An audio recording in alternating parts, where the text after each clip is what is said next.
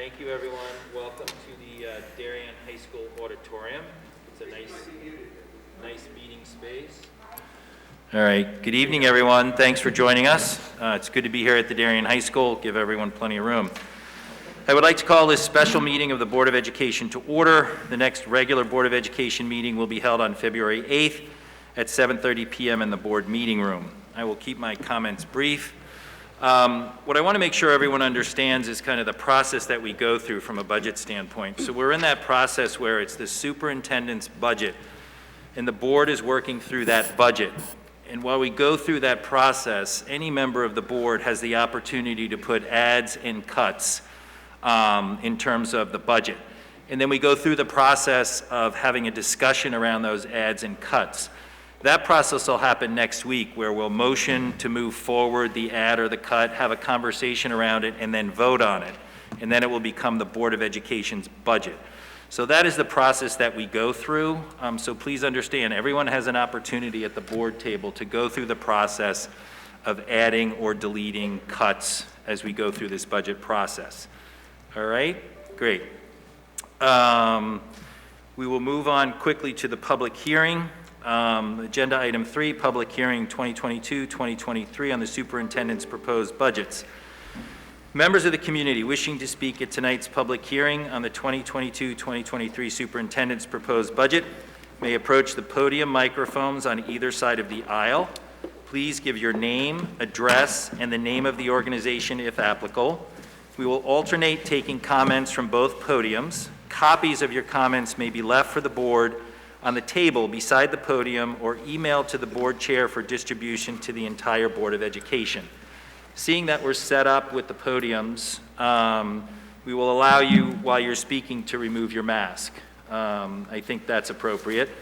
And I have to remind everyone that the meeting was warned as a public hearing about the superintendent's proposed budget. So the comments have to be specific about the superintendent's budget. There is nothing else that really can be brought to the podium or discussed. It's specific to the superintendent's proposed budget. All right? Just one further quick update. The board did move forward and issued a letter to Governor Lamont last Friday after a discussion at the board table last week. Dr. Adley did get a call from the governor's office on Monday. That letter was acknowledged and received by the governor's office. In my conversations with other board chairs, similar boards are doing the same thing. So Hartford is getting all the comments and letters. My recommendation would be, as the governor as the governor goes through the process, that the people to contact are really the governor's office and the folks up at Hartford to push your thoughts around the current mandate that's set to expire. So with that, we will start out with those folks that are in the auditorium, and then we'll move to our friends who are on Zoom. It looks like we have about 39 folks on Zoom. Not sure that's everyone has their hand raised, but we'll go there. So we'll start to the right here. And again, Michelle, do you want to go over? Absolutely. Yep, thank you. Good evening. For participants in person, please wait for the chairperson to acknowledge and call each participant to the microphone on either side. For participants via Zoom, please click the raise hand option. The facilitator will acknowledge and unmute each participant. For all participants, please state your name and address for the record log. Each participant will have up to 3 minutes to comment. We will start in person. So we'll start to the right here. Thank you. Good evening. I'm Joanna Walsh, co-chair of the Council of Darien School Parents. I live at 17 Pleasant Street and have 2 children at Henley and 1 at Middlesex. I'm Lori Olson, the other co-chair of the CDSP. I live at 16 Littlebrook Road North. I have three children, 2 DHS graduates, and 1 currently at DHS. We would like to begin tonight in review. In 2017, CDSP co-chairs said, for years, CDSP has been covering many of the same things at these hearings. The need for transparency and accountability, differentiation to meet all learners at their level, smoother and more thoughtful transition planning between school levels, and communication to parents. In 2016, CDSP co-chairs also said, as a parent body, we value excellence, but for years have settled on mediocrity, Band-Aid solutions, and following where other districts have led. They continued, our teachers and administrators are the foundation upon which success is built. We are taking you on this walk down memory lane because many parents across the district feel we are on the edge of a precipice. Are we moving forward? Are we evolving and adapting as the world around us changes? Or are we relitigating settled matters? Are we doing what's best for our students? There are 4,728 students in the Darien district. Does this budget, with its proposed cuts, truly enable us to meet the needs of all of them? In the last 10 years, Darien Public Schools has had 5 superintendents. In 2019, the board hired Dr. Adley. He brought with him a desire and determination to learn everything he could about our district, what was working, what was not, what we were missing, and what we needed. In partnership with many stakeholders, he developed the strategic plan, which the board unanimously adopted. Now we've reached the implementation stage, and members are abandoning ship before we've even left the dock. Instead of using the foundation Darien has built to propel us in the right direction, we keep hitting pause, stop, and rewind. We don't even give the superintendent a chance to move us forward. In fact, some members of this board want to move us backwards. Indiscriminate budget cuts that are not discussed in public at the board table or that lack proper analysis will have a detrimental impact on all of our children. Again, this is something CDSP flagged 8 years ago. Please don't make us get up here again and repeat what we've been saying. We applaud the board for asking questions, debating issues, and examining initiatives. Board members are elected to be the stewards of our children's education, and oversight is a necessary part of that. But throwing things down on the tracks to stop everything in its place is not good stewardship. It's just stagnation. Our children are stuck between stations waiting for the tracks to be cleared. At this rate, they will be waiting a very, very long time.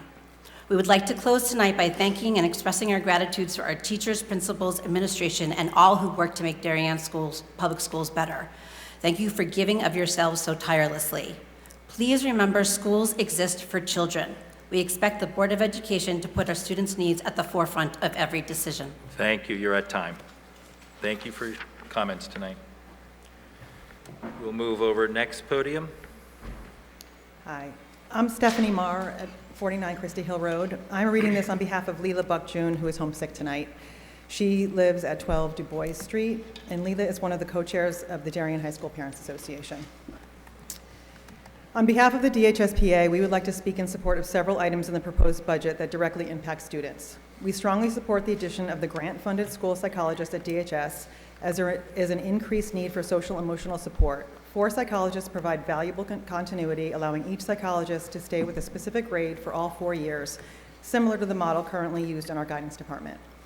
We also support the addition of the SSD coordinator.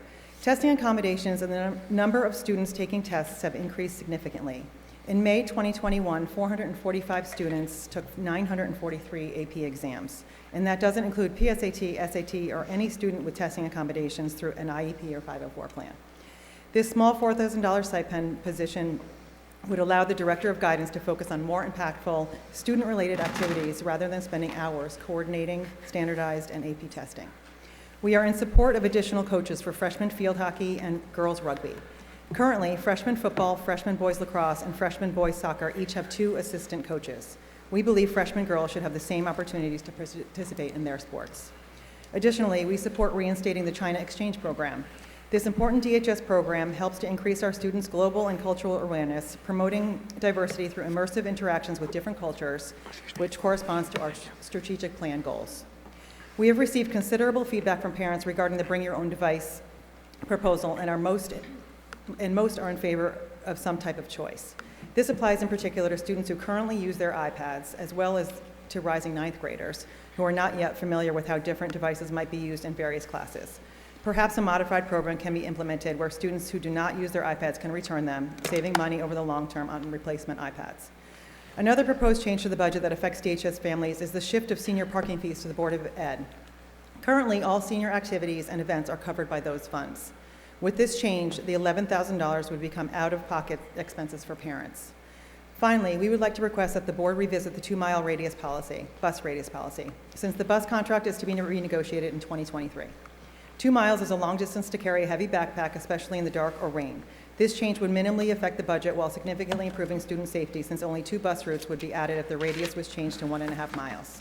In conclusion, we ask for the support of these initiatives because they directly support our students and uphold Darien's excellence in education.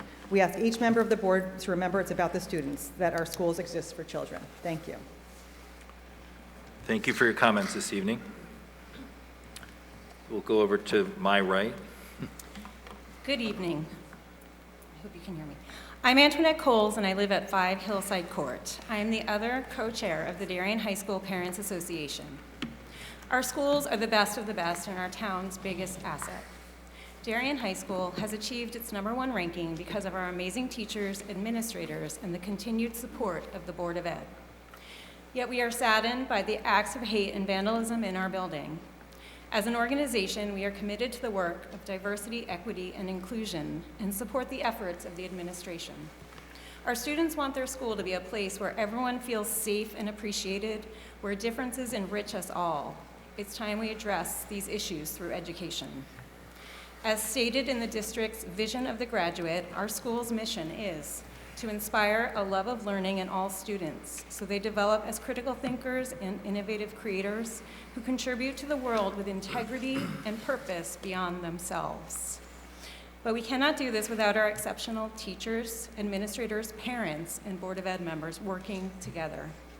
On that note, we would like to address some of the administrative positions that were added to the Board of Ed cut list that directly impact DHS students.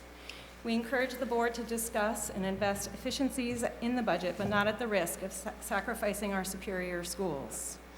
As we have seen with so many decisions made by the board over the years, it takes a great deal of time, debate, and research before a responsible vote can be made. First, we believe that 3 assistant principals are appropriate given the size of DHS student body, and our current staffing aligns with the staffing ratios for this position at other DERG A schools. Second, our department chairs were put in place beginning in 2017 to address inconsistencies and to better align the transition from middle school to high school. The department chairs devote their time and attention to the students by helping the teachers build consistency across content and grade level to better deliver curriculum. Additionally, an athletic director is essential to oversee all of our top-notch sports teams. A technology director is a crucial position to facilitate and integrate technology as a tool for learning in all our schools. In conclusion, we respectfully request that before any budget vote is held regarding these positions, the board takes the time to request additional information from the administration about these well-established and important roles. This feedback has never been publicly sought during the entire budget process thus far, nor was any opportunity given for Board of Ed discussion on these proposed cuts. Darien High School is ranked top in the state for a reason. We would like to be able to continue our town's long tradition of academic excellence. Thank you. Thank you for speaking this evening. We'll move to the left podium, my left. Good evening. My name is Robin Nelson, and I live at 51 Arrowhead Way. I am the CDSP rep for Middlesex and DHS. On behalf of the MPA, I will be speaking in support of the Middlesex budget, which includes some exciting new programs that will not only expand our students' learning, but better prepare them for the transition to high school. The first is Genius Hour, an innovative new proposal to give all our students a chance to explore a topic that they choose to learn about. Genius Hour builds critical independent thinking, research, and real-world presentation skills. Additionally, this program aligns with the high school ASR 3-year elective course opportunity. By using flex periods only once per month, Genius Hour will not impede our teachers' ability to deliver other curriculum modules like SEL or hamper students' ability to complete homework. Moreover, this relatively low $9,000 investment provides a high return in student motivation and engagement. We would also like to thank the Foreign Language Department Chair and Administration for the proposed introduction of Mandarin at Middlesex, which fulfills many years of feedback from students and parents. Offering Mandarin in middle school aligns with our high school curriculum and other DERG A schools while increasing our students' global and cultural perspectives. It is important to note that much like the continued evolution of our K-12 Spanish curriculum, the department chair role will be critical to this 3-year rollout in terms of ensuring appropriate curriculum progression from middle school to high school and potentially adding AP Mandarin in future years, similar to our Spanish and French high school curriculum. Another important priority is our students' safety and security. This is why we support adding a second campus monitor given the size of the school. This addition would enable coverage of the school's 3 floors plus the front security desk and would bring the student to monitor ratio down by 200. We also support adding unified intramural sports at Middlesex. The Unified Skills Clinics have grown to 60 students. Introducing intramural sports would expand the program to 3 seasons and allow for competitions with other schools. Finally, we wish to voice our support for continued DEI efforts, especially in light of the acts of vandalism and hate which have occurred at Middlesex. While there may be differing views among the parent community on specific initiatives, we support the district's investment in building an inclusive, equitable, and diverse learning environment for all our children and invite parents' continued involvement and feedback. We appreciate the opportunity to speak in support of the Middlesex proposed budget. Thank you for your efforts to ensure that Darien schools maintain their reputation for excellence. Thank you for speaking this evening. Good evening. My name is Jackie Nevin, and I live at 47 Phillips Lane. I am the CDSP rep for homeschool, where I have 3 students. I am speaking tonight on behalf of all 5 elementary school PTOs. These remarks were written collaboratively with input from Hindley, Holmes, Oxbridge, Royal, and Tokenique.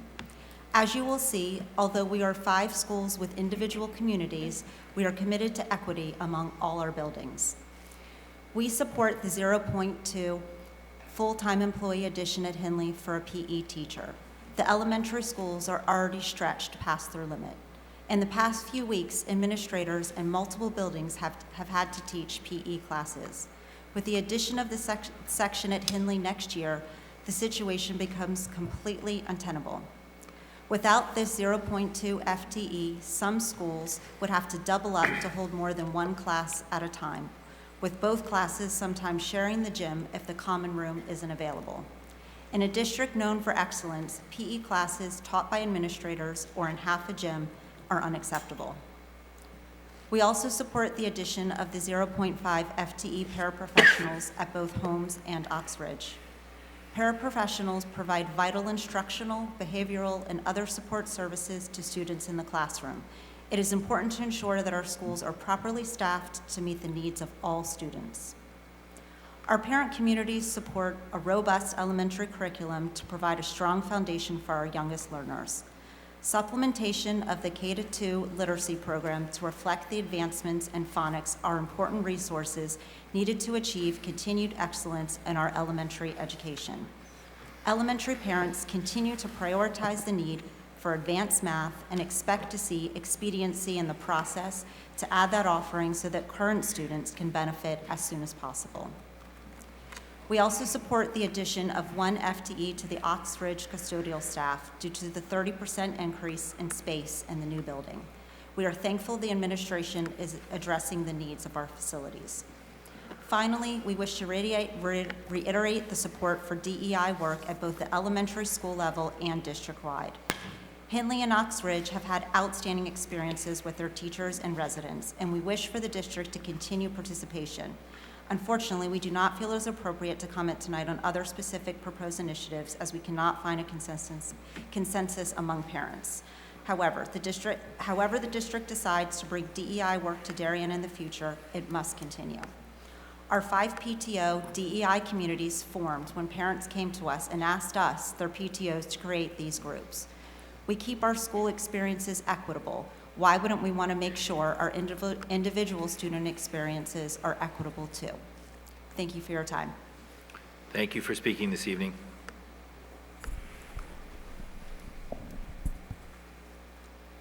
To my left, thank you. Good evening. My name is Lisa Cerusi, and I live at 12 Rings End Road.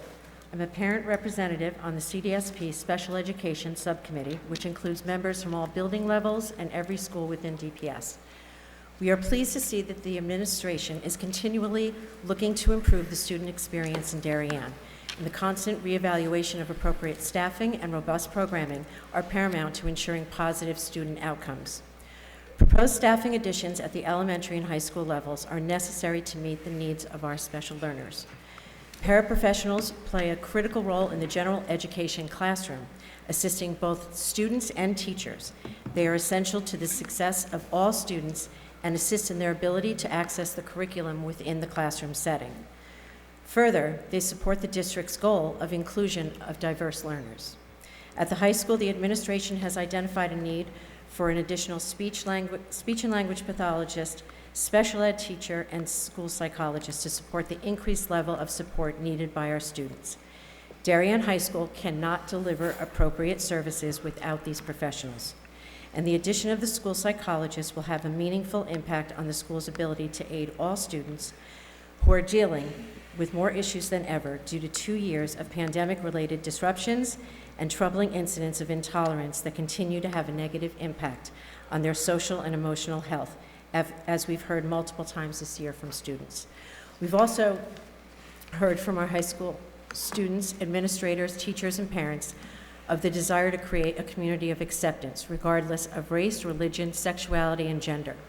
The special education community looks forward to the implementation of the proposed DEI curriculum, as we hope that that progress will also improve the acceptance of our neurodiverse students. We have serious concerns about the proposed elimination of the grades 6 through 12 department chairs. This is a detrimental step backwards and will have a negative impact on our middle and high school teachers and ultimately our students. The students who have currently benefited from a meaningfully designed and consistently implemented curriculum across subjects and course levels, including the comprehensive classes offered at DHS that are modified to meet student needs while aligning with the subject department's curriculum. Finally, literacy skills are a topic that ignites conversation within our committee across all members, regardless of whether they're parents of young elementary students or seniors. Improving the reading curriculum will not only strengthen young learners' performance in elementary school, but position them to be successful throughout the coming years in secondary level education and their professional endeavors. Nothing strong can be built upon a weak foundation.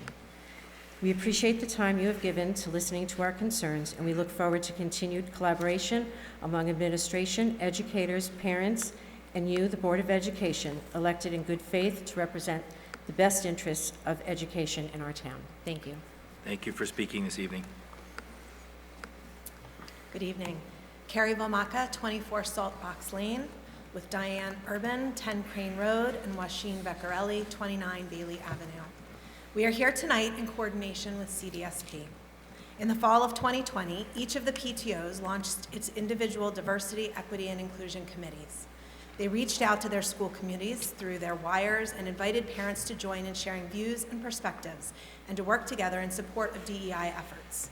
These PTO DEI committees are led by thoughtful and collaborative parents who love our town, love our schools, and care about enriching all of our students' education and providing resources and support to the many parents who have expressed an interest in the DEI topic. Over the past 2 years, the feedback we received from many parents has been that they were encouraged and excited that DPS was committed to the DEI discussion and this work. Tonight, we are speaking on behalf of many parents across our schools who believe that celebrating our students' varied backgrounds gives strength, depth, and security to our community of learners and is foundational to all other aspects of learning. We're here to support the efforts to create a community that welcomes and embraces the full range of human differences, diversity, as well as advocates for and advances opportunities and outcomes for all in our community, equity, and inclusion is how we recognize, respect, and welcome all differences. To that end, we support the Darien Public Schools' stated district goals and plans toward DEI and are committed to providing constructive resources, peer touchpoints, and positive opportunities for our students and parents in collaboration with our school staff. We are asking you to remember each DPS student, alumnus, and staff member who has pleaded with you for change. We urge you to recall how critically important it is that students feel represented and included in their learning experiences, and that school staff are prepared to support them. We want you to remember how hopeful and proud we were when this Board of Ed approved the strategic plan less than a year ago. At your last Board of Ed meeting, you voted to approve the transfer of funds to expand the scope of the DEI consultants' work, and we are grateful that you are taking the needed action to realize the goals outlined in the strategic plan. However, this proposed budget cuts signal to us that not all Board of Ed members support this critical work. It is a worthwhile investment to do the necessary work for the benefit of all DPS students. We need to be able to discuss and collaborate around this topic at a community level without trepidation. A consultant will productively facilitate that conversation. A monetary commitment to DEI for this school year only assumes a quick fix. Without ongoing support and collaboration, how do we expect to deliver on the progress that is so needed and desired? We will continue to be reactionary instead of proactive. This work needs to be ongoing and will take years. Why not ensure that we are well equipped to have these conversations here as a community rather than delivering our students into the world without sufficient preparation? I'm and sorry, context? you're at time. Thank you.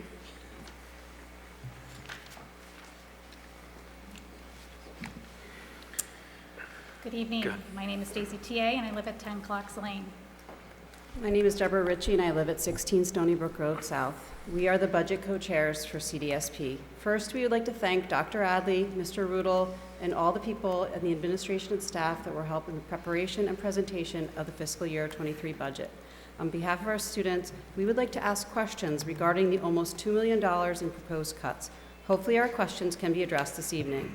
Last week, members of the Board of Education proposed an almost 50% cut to the superintendent's proposed budget increase. While some of the proposed items have been discussed in the past 3 weeks, most have not. The proposed cuts to district FTEs have not been mentioned during the budget deliberations or in conversations leading up to the budget discussions. These cuts would reduce the proposed Board of Ed budget increase from 3.9% to 2.1%. Just for a factual check, the inflation rate is 7% currently. To those proposing the cuts, what are the cuts meant to achieve? What would the direct impact to our students be with the elimination of the athletic director at DHS, department chairs, the DHS assistant principal, the director of technology? There have been many discussions about curriculum over the past year. How would the elimination of department chairs impact the delivery of our curriculum? The feedback on these roles has been positive since their implementation. In Dr. Adley's memorandum in tonight's packet, he states that if the district provides athletics to students, it is required to have someone in the administrators union with administrators coaching and administrator certification. Without an athletic director at DHS, what is the plan to fulfill this requirement and ensure the safety of our athletes and equity amongst our teams? What will the impact to our DHS students with the elimination of DHS assistant principal? Other DERG A schools have one administrator per grade. Why are only 3 needed at DHS? Can we manage a dynamic and innovative technology plan without a director of technology? What is the reasoning for the proposed 10% salary cut for our superintendent, Dr. Adley? An ad requires explanation as well. How will the addition of OpenGov have a positive impact to our students and staff? Is a $100,000 computer program more important than a department chair, AP, or athletic director?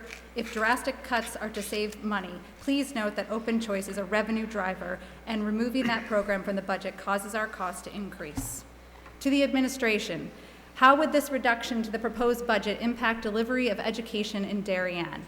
Can our district function without department chairs, an AP at DHS, an athletic director at DHS, and a director of technology, or the funding associated with these positions? To all members of the Board of Ed, we ask that you perform your due diligence. Are you confident that these cuts will not impact the delivery of education to our children? Do you feel the district can easily absorb this reduction without impacting academic excellence?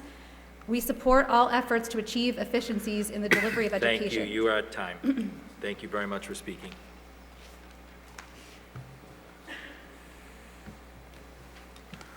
Go ahead, sir. Thank you. Good evening. John Dunn, 175 Raymond Street.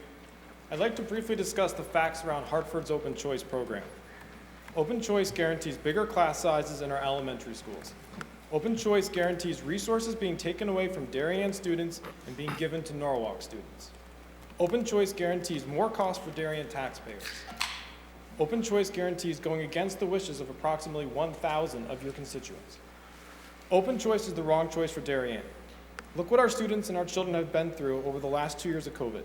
Extended remote learning, quarantines, self-isolation, wearing masks for 7 to 8 hours per day, social distancing, activities and school events changed or canceled, eating in hallways because there isn't enough space in the cafeteria. This has been incredibly disruptive to students of all ages, and we still don't know what the long-lasting impacts will be. Darien students need to get back on track, socially, emotionally, and academically. And it is essential for our elected Board of Ed members to get life back to normal for them, rather than considering wide-ranging material changes to our public schools. Open choice should not be a priority. The priority should be focusing on the return to normal for Darien students. On top of this, hundreds of new apartments are being built in Darien that will certainly increase school enrollment over the next few years. This is in addition to the large influx of families to town as a result of COVID. These events will increase enrollment that are occurring while 4 out of 5 of our Darien elementary schools are currently using portable units. Why would the board even consider bringing in non-resident students that would further increase class sizes when so many of our own students are in trailers? The administration and the board should be focused on getting Darien students in permanent classrooms and all portables removed from school grounds, and not focused on making things worse. Our Board of Ed members are elected to serve the best interests of Darien students, parents, teachers, and taxpayers. I encourage all of them to do this by committing to get life back to normal for our children. Hartford's open choice program is the wrong choice for Darien. Thank you for your time. Thanks for speaking this evening. Go ahead, sir. Thank you. Thanks, Duke. Good evening, David Vogt, 22 Circle Road, 20-year resident, parent of 2 children that went through the Darien High School school system. I want to state for the record tonight my opposition to the cuts to the superintendent's budget, specifically board member David Brown and John Cini's line items. Before I get to the long-term potential impact of the cuts, I want to read a quote from former Board of Finance Chairman and current Selectman John Zagrodzky from May of 2021. In response to raising the first Selectman's salary by 5.5%, Mr. Zagrodzky stated, and I quote, "After all, it's a full-time job, and reasonable compensation helps ensure that we attract good candidates to Darien who will work hard for us." Let me emphasize that last part. We want compensation to attract good candidates who will work hard for us. I agree with Mr. Zagrodzky's underlying premise. Darien should continually strive to attract talented people to work hard for our students in our community. The superintendent, the principals, teachers, and staff are all critical components of the success of Darien's crown jewel, the school district. However, unlike the first select person's role that can only be filled by a Darien resident, Darien competes for educational talent against districts not just from Connecticut, but New Jersey and New York. The cuts proposed by David Brown and John Cini result in limited savings to taxpayers on a per household basis and sends a clear signal not only to our current school staff, but also potential hires that Darien does not value hard work, educational pedigree, and experience. Put yourself in the staff's position. Most people in this room would question their employer's support and pursue alternative options if their firm acted like certain members on the Board of Ed. What Mr. Brown and Cini appear to believe, based on the cuts, is that educating our children should be quote-unquote value engineered, code for projects, do projects on the cheap. That same philosophy also explains the persistent presence of portables at several of our elementary schools that should have been addressed years ago, while the high school was built with insufficient classroom and other spaces like the cafeteria to meet the needs of students, all to save a buck, only to have long-term costs increase materially. If Mr. Brown and Cini's goal is to financially kneecap the district and members of the staff, I'm confident that the message was sent. The net effect of removing the 3 largest proposed cuts from the budget saves each Darien household just $150 per year in property taxes, while reducing morale, educational outcomes, and in the long term, raises the risk that Darien is a less desirable place to purchase real estate. Proponents of cutting the budget argue that lower property taxes are desirable for new home buyers. However, many communities in Nassau and Westchester counties with higher tax rates have demonstrably better educational outcomes, faster appreciating asset values, and notably shorter commutes to Manhattan, key factors that attract buyers. If Darien schools are impacted, it is not a leap to expect home buyers to shift interest toward these communities that have better schools and better appreciation potential, not to mention shorter commutes, a key quality of life after COVID. If Mr. Brown and Cini have their way with these cuts, it will likely impact long-term values post-COVID. If the average Darien home price drops just 1% because of these cuts, because home builders... You're at time. Thank you very much. Mr. Chairman, I'd like to ask the speaker a question. No, not during... Point of order, it's a public hearing, sir. No, I've asked that of council. It's a public hearing, sir. We're listening to the folks this evening. Can I ask the question after? Sure. Thank you. Hi. Hi, thank you. Hi, Amy Daniels, 83 Locust Hill Road. I have a 9th grade son at the high school and a 5th grade daughter at Tokenique.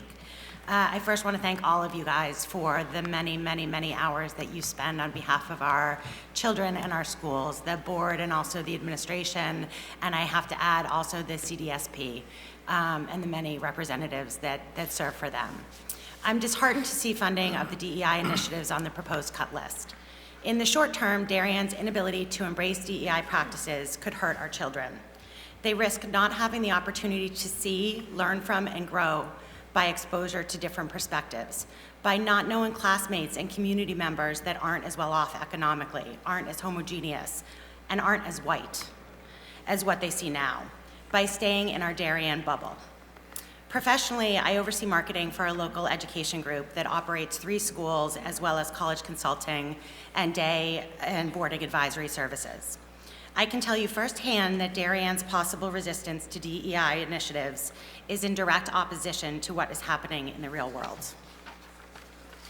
In the real world, colleges are reluctant to accept students from affluent towns who may not be able to play well with others. They are looking for students who have been exposed to the diverse backgrounds that they are cultivating on their college campuses. Supplemental essay questions at many colleges demonstrate the premium that is placed on diversity. College preparatory schools in Fairfield and Westchester counties have embraced DEI initiatives for years, as they have widely across the country. This is not new work to them. Why should we care what private schools are doing? We should care because the students that are applying from private schools are applying for the same spots as our Darien High School seniors. Not funding this DEI work puts Darien students at a distinct disadvantage. NEASC, which as you know provides accreditation for all Darien schools, requires that the school community provides a safe, positive, respectful, and inclusive culture that ensures equity and honors diversity and identity in thought. It's their first standard for accreditation as a public school. That's the #1 thing that they ask for all schools in their organization to look at. Equity, diversity, and inclusion are core values in our strategic plan. I implore the board to fund the proposed DEI initiatives accordingly. It's time to burst our Darien bubble and make strides to shed the upsetting nickname of Aryan Darien that's used by outsiders to our community. If you haven't heard of that nickname, that is part of the Darien bubble. Please don't stand in the way of this much needed progress. Thank you. Thanks for speaking this evening. Amy Zerby, 9 Morehouse Drive. Transparency. Transparency has been a buzzword in the school community for a few years. Transparency on curriculum was widely discussed from September through the beginning of November of last year. Tonight, you are going to hear about transparency of the budget process. Between Super Saturday and January 25th, there were 4 Board of Ed meetings in which the Board of Ed and the community members could address items in the budget. Yet not one person mentioned important line items such as department chairs, a DHS assistant principal, consultants, an athletic director, and dues and membership fees. Ironically, the people pounding their fists the loudest in the fall demanding transparency are the same ones who propose these cuts. It appears that transparency is only important when it is expedient. I believe that these cuts were both personal and political in nature and will damage our children's educational experience. As you may recall, prior to the appointment of department chairs, teachers served as curriculum monitors at Middlesex and curriculum coordinators at DHS. They had to divide their time and efforts between curriculum and classes. Parents frequently complained about teaching inconsistencies and transition issues from Middlesex to DHS. Since the hiring of department chairs, I have seen greater consistency across class sections regarding assessments, homework, and projects. We have also seen department chairs advocate for and complete initiatives, such as overhauling our science curriculum to be in line with the next generation science standards, expanding our world language program to add Mandarin at Middlesex and AP languages at the high school, proposing DHS trips abroad, and improving STEM at Middlesex with Project Lead the Way and new STEM classes. Furthermore, our department chairs are able to evaluate and train staff, which is particularly helpful with new hires. The department chair's ability to focus their attention on all students and all teachers in their respective departments enables the Darien schools to continue on a path of excellence. I'm sure that some of you are aware of the new attacks on open choice on social media and the continued spread of misinformation. As you listen to public comment regarding open choice, please consider the facts that you have learned over the past year on this important initiative. Say no to not in my town. Say no to separate but equal. Say yes to open choice. Thank you. Thank you for speaking this evening. Please, go ahead. Thank you. Hi, Susie Flaherty, 6 Lake Drive. Thank you so much for being here, and thank you so much for all your hard work. I've been so impressed lately. So I would like to discuss the open choice options on the budget. Many of the questions about open choice were answered at the last meeting, and I won't waste your time by repeating what has already been debunked and what has already been clarified. The public certainly has the right to bring up the same questions and concerns that have already been addressed if they missed it. But I am confident that you are clear on the answers and that you have already been given and will proceed with facts as your guide. Moving forward, a goal has been set to make this community and our school system more diverse. Darien has made some progress toward that goal. Participating in open choice with the 47 other Connecticut school districts will keep us on the right track to meeting that goal. Many of the concerns people seem to have about open choice come from a place of uncertainty. That nagging question, what if, is always plaguing us. It's hard to get past those fears and embrace change, especially when our kids are involved. But if we truly want to see a more diverse and welcoming Darien, we should trust the facts and believe in ourselves. The success of the Open Choice program speaks for itself. I want to speak for Darien. I believe in the Darien public school system. I believe in the heart of Darien and that it is strong. I say we do this for the Darien kids just as much as we do it for the Norwalk kids. This is a handful of kindergartners. We can handle this. We can be better and involved simply by making space for these children to come to school here and just be kids with our kids. I actually envy these 5- and 6-year-olds. My husband and I have had the benefit of a Darien Public Schools education, and so have my children. But these kindergartners will benefit from more because they will get all that Darien has to offer plus the educational advantages that come from a diverse classroom. They will go off into the world with an experience that neither me nor my children have ever really had. So I urge you to move forward with open choice. Thank you. Thank you for speaking this evening. No one on the left, we stay with the right. Alicia Skinner, Cliff Avenue. First, I would just like to say that I support diversity. I did most of my schooling in the Stanford public school system since moving to the U.S. I think that the Stanford school system is equal in terms of diversity to Norwalk. I went through the ESL program and then went on to take honors and AP courses before going on to university. The reason I am saying this is because we are painting a picture that Darien is coming in to help kids from Norwalk, that if somehow we don't do the open choice program, that those kids are going to be left behind and that they won't have the same opportunities for the same future. That is just not true. I came to this country without being able to speak English. I'm a byproduct of the Stanford public school system.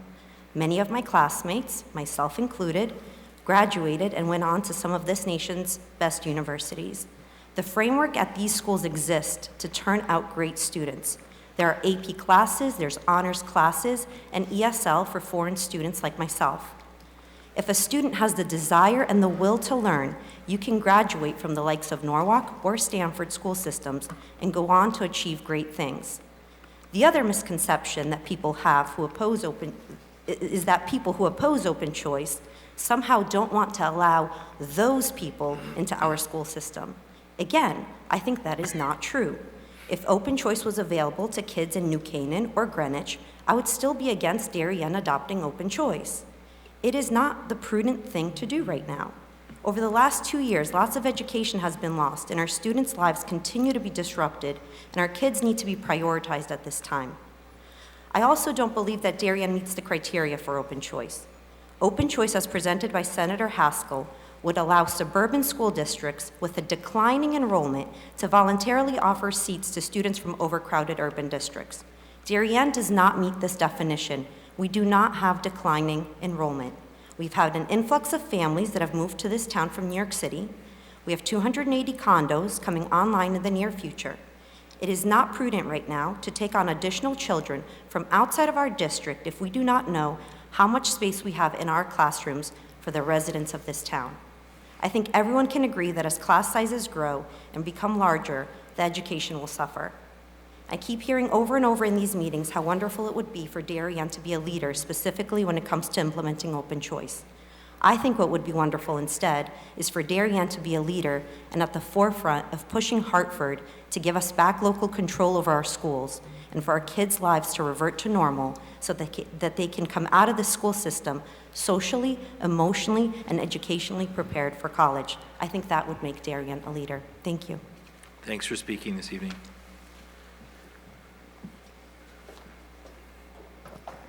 My name is Natasha Tomei. I live at 6 McLaren Road South. I'm speaking as an individual. I happen to be a member of the executive board of the PTO at Royal as the special ed rep. I've attended 4 to 5 in-person meetings a month since the beginning of September. I have read through countless documents. I have been in these meetings. I've requested that the CDSP make their meetings available via Zoom and increase the transparency. I did not see that as a budget line item come up tonight. My voice was not represented by the comments that were made tonight. In fact, the comments that were made tonight were so far off of the budget, except for the woman who represented the elementary PTOs who actually did speak about specific line items, that I have to say, the CDSP does not represent me. And there are other parents that feel that way too. Thank you. The transparency that they talk about, and I can go, dig down into the documents. Again, this is not a conversation about CDSP. It's specific to the budget. But it's a public hearing, and they've used this forum to push a political agenda, and it's very transparent. So please let me finish my comments.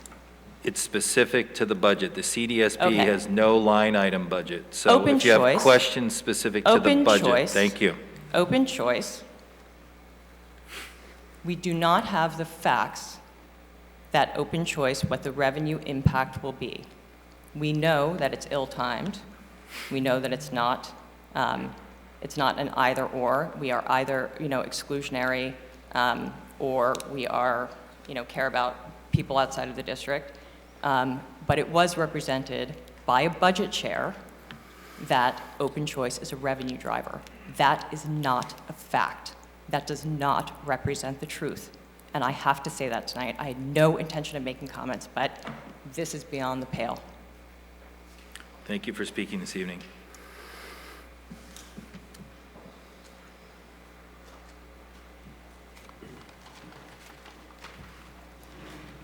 Hi, I'm Linda Rowe of 26 Barringer Road. I wanted to speak kind of what Natasha just said on the comment that open choice was a positive financial gain for the town. That is just not true. They say add a couple chairs here in the elementary school, no big deal, we have open spots available. Let's talk about when we get to the middle school. Simple fact, 16 kids is an entire classroom. So you can't sit here and say that there's no financial impact to our Darien community and Darien students. All these parents here today don't want all of these cuts in the budget. Well, I agree. I don't want cuts in the budget either. I want the best school system for my kids. And so to sit here and say that open choice is not going to have a cost is silly. So take 16 students. Take 16 students. The cost to educate a student here is, we'll just take for simple numbers, $20,000. It's more than that, but take $20,000. Take those 16 students, call 17,000 times that for middle and high school. You have 272,000 times 7 years is 1,904,000, and that's without special education. 13% of our student body has special education. Special education student costs $37,000 here in Darien. So take 13% of those and see how much that costs. These costs keep adding up and adding up and adding up, and these are just simple numbers. If you start taking those 16 students and adding 16 students every year, just look at middle and high school, where you can simply say 16 students is an entire class. You have to hire an educator. You have English, you have math, you have social studies, you have science. So how could this not be a cost? It's a cost. Take high school. You have four years in high school. 16 kids. Our ratio is 11-to-1 in the high school. Just for the 4 years, if you take 16 kids each year, that's 64 kids extra in our high school. That's 5.82 teachers needed to keep our 11-1 ratio. So please do the math and simple facts. There will be a cost to our kids because we don't have an endless budget here in Darien. We'd all love to have an endless budget. I want everything for our kids. We all do. We all want what's best for our children. But to say there's no financial impact when people are sitting here saying we're going to cut kids' iPads or we're going to cut this or we want to cut this program, we have to cut something. It's not an endless budget. And so this is going to be a cost. And we don't have the room right now. We have portables. I can't even believe we're bringing this into discussion right now when we can't even have the room in our school systems for our own kids. So I say no to open choice, and I hope everyone else does too. Thank you for speaking this evening.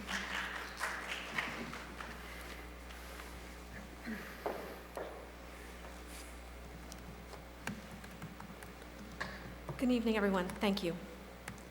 I'm Laura Pesh Gray. I live at 131 Holmes Avenue.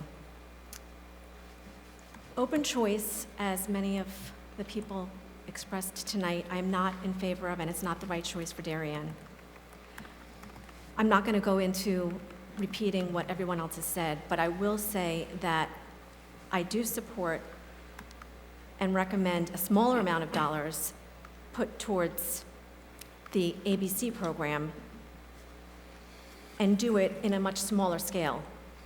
Since we have almost 300 housing units, many of those housing units, we have no idea what bedroom capacity, which we don't really understand or can't really estimate the number of children that are going to be influx into our school system. I think this is more of a practical solution, which has already had a proven track record. For those of you who don't know, A Better Chance is a nonprofit organization with the goal of helping more talented young people of color to become well-educated by attending high-achieving boarding, day, and public schools in the United States. Why is ABC a more suitable fit? It offers a selective process while we, as Darien residents, can still achieve and increase that diversity that we're so interested in increasing in our town. The guidelines for applicants: Black, African American, Asian American, Pacific Islander, Latino, Hispanic, Native American, or multiracial. They have to be a citizen of the United States, and the current program that's in our town now is focused on high school applicants. The ideal candidate for A Better Chance. Is there, we cannot get into descriptions of other programs. Is there a budget question? No. I will basically say that the criteria for this is that it looks at academic achievement. It basically looks and also includes the right to use income, which is exactly the factor that Open Choice does not have as a criteria for eligibility. There are two candidates currently that are at the ABC in Darien who are highlighted on their website. One is attending Lehigh University, where she will compete on their track and field team and plans to major in architecture. We need something pertaining to the budget or open choice. But this is not a line item in the descriptor budget. about ABC House. Okay. I think this is the smarter choice and the right choice for Darien. Thank you. Thank you.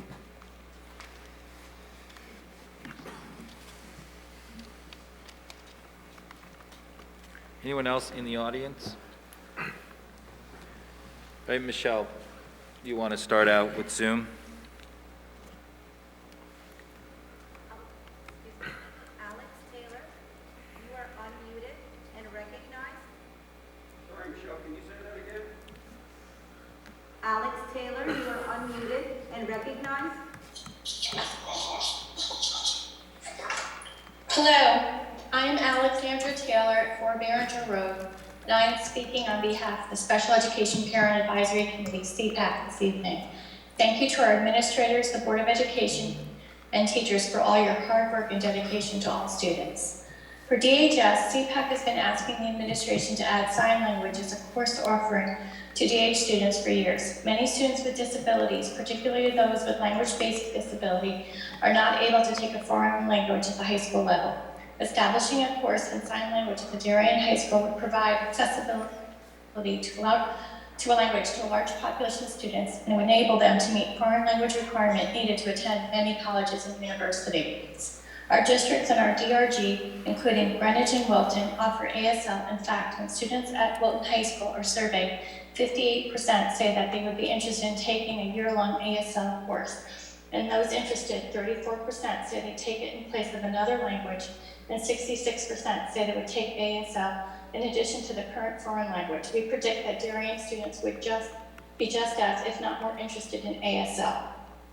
In elementary, we support administrators' continuing relationship with Literacy Hour at the ELP for the next school year. Early intervention is critical to students with reading disabilities. We strongly urge you to consider expanding Literacy How professional development focused on dyslexia identification to kindergarten and first graders. Professional development. The impacts of the COVID pandemic will be lasting. We support improved mental health professional development for all educators. We can encourage the district to survey all educators and paraprofessionals on what professional development they would find beneficial and share the results of the survey so that the educators feel supported on an ongoing basis. In addition, we look forward to hearing the next steps for inclusion in elementary schools after Marilyn Friend completes her self-study at the elementary level. We hope the district will also consider having Marilyn Friend conduct professional development to the teams new to co-teaching at the middle and high school and team teaching at the high school level. And while Friend did train these teams and administrators and these models first began several years ago, we believe updated training is warranted. On RC24 allocations, since 2019, we've discussed that there are many general education support services included in RC24. With the COVID pandemic, we believe that justifiably, the need for general education supports in this area have expanded over time. These include mental health services for general education, ELP, FITCH, and students with 504 plans. The budget transparency would be improved by including the percentage of time that is dedicated to students with IEPs versus general education in the budget itemizations. Thank you very much for your time. Thanks for speaking this evening. Beth Morgan, you are unmuted and recognized.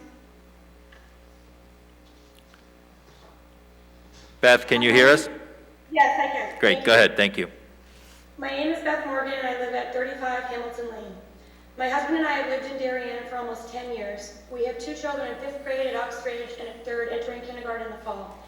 I am speaking tonight to voice my support for Open Choice, the hiring of Ken Shelton, and all DEI initiatives. I grew up in a predominantly white suburb of Boston in the 80s when the reversal of segregation was a top priority.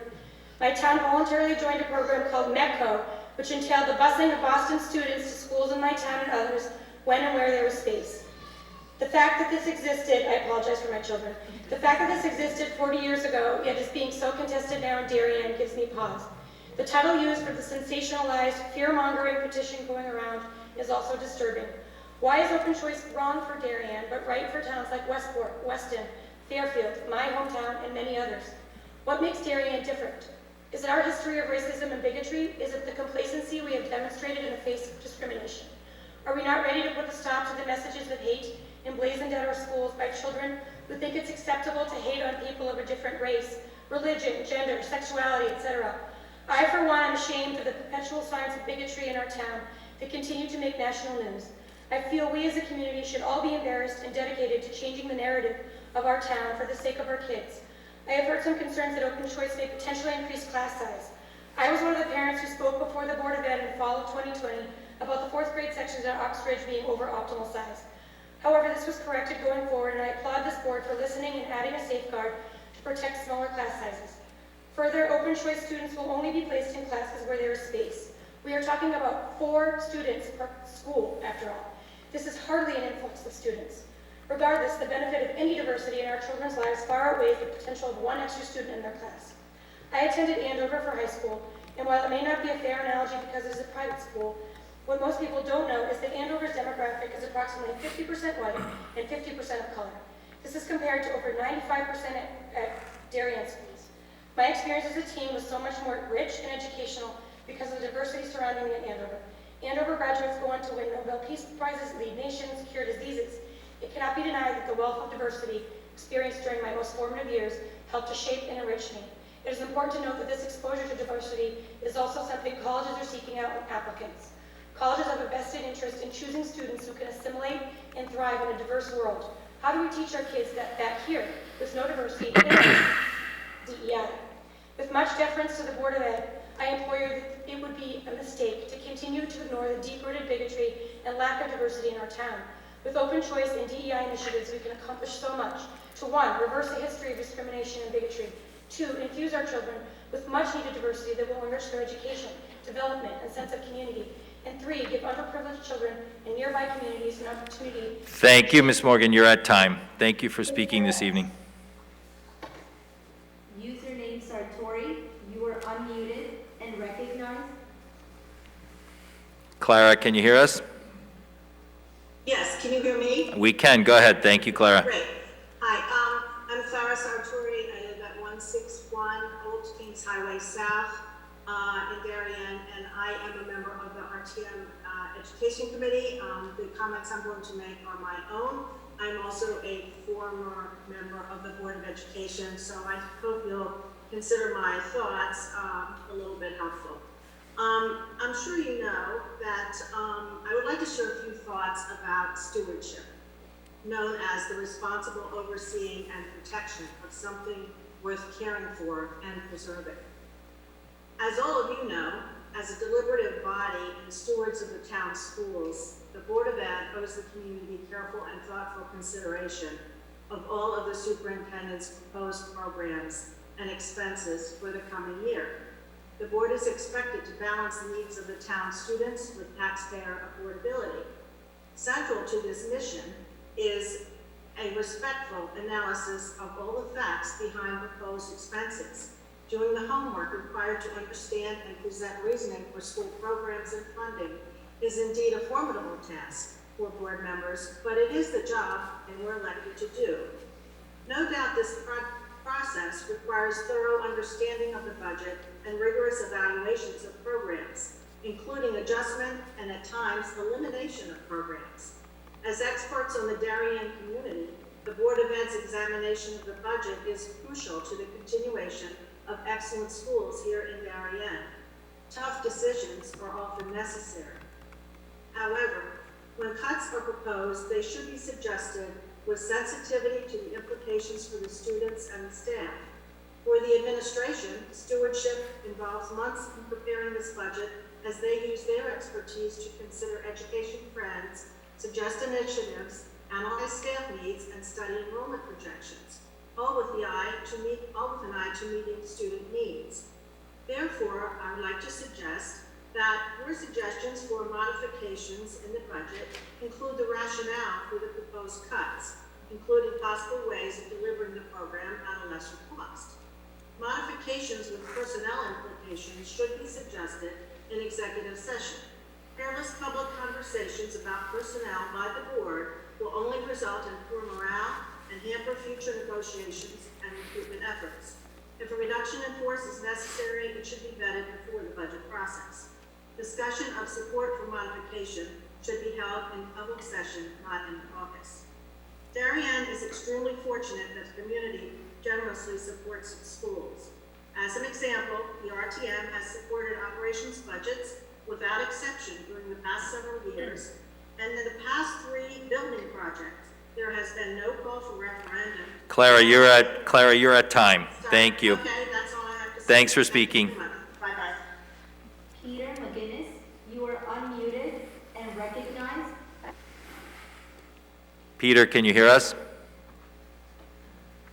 I can hear you. Thank you so much. And, Great. Go ahead. Thank you. Thank you, Dr. Adley, members of the Board of Education. I would like to thank each of you for your time, your thoughtfulness, your patience as we explore open choice. There is likely not much more to be said that hasn't already been discussed and deliberated and considered since January when we started this discussion. Today's release of the National Education Association survey of teachers reminds us where we are in education today. According to the NEA survey, 55% of teachers reported that they're planning to leave the profession or retire early. This is up from 37% just this last August. A huge climb in a short period of time, as stated by NEA President Becky Pringle. So there have been massive shifts over the last 2 years that I'm not sure any of us really have started to comprehend. We've had a lot of new families move into town. Many older residents have moved out. Younger residents have moved in. And as people have said here before, we've anticipating maybe about 300 new apartments in town. We really should start thinking now about how we unwind the pandemic in both a school and society context. Just like the bad traffic accident that takes minutes to shut down a road, but hours and hours later to get the traffic moving again, the pandemic will take a long time to scale back and realign our economy, our society, and our schools. There is necessary timelines to this recovery that we all need to consider. Much work needs to be done together. Administrators, teachers, parents, and guardians. We should accept this fact and not rush into any pre-pandemic expectations or starting new programs or initiating new types of initiatives like open choice. Accomplishment of any pedagogical objectives have to be focused on the children in the classroom. For example, there will be certain children who will not initially feel comfortable without a mask. Some will need assistance socializing again. Others will feel deep pain of lost loved ones. Some other children will question the relevance of school given what we've all been through. They will need our full support, our full attention. Our children and our students, they need us. We should not assume that any of us will be ready to get back to normal because the definition of normal is changing. The ripple effects. You're at time, Mr. McGinnis. Thank you very much for speaking. Thank you much. Paul Salmore, you are unmuted and recognized. Hi there. My name is Emily Salmore. And I just have a quick, short and sweet addition to what Alicia Skinner was saying.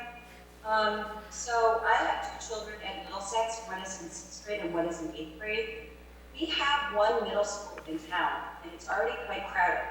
I looked online today. Middlesex has 1,123 students.